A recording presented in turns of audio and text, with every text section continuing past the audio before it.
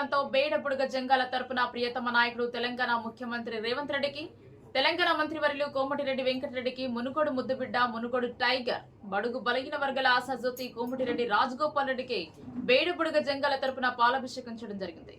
ఈ కార్యక్రమంలో మాజీ వార్డు సభ్యులు శ్రీ సీతారామ దేవస్థానం మాజీ ధర్మకర్త బేడ బుడగ జంగాల, మునుగోడు అధ్యక్షుడు పస్తం గంగరాములు, మునుగోడు ప్రధాన కార్యదర్శి మాదని గోపాల్ తదితరులు పాల్గొన్నారు. ఈ సందర్భంగా మాజీ వార్డు సభ్యులు శ్రీ సీతారామ దేవస్థానం మాజీ ధర్మకర్త బేడ బుడగ జంగాల, మునుగోడు నియోజకవర్గం అధ్యక్షుడు పస్తం గంగరాములు మాట్లాడుతూ ఎస్సీ వర్గీకరణకు సంబంధించి రాష్ట్ర ప్రభుత్వం తీసుకున్న నిర్ణయం చారిత్రాత్మకమైనదని తెలియజేశారు.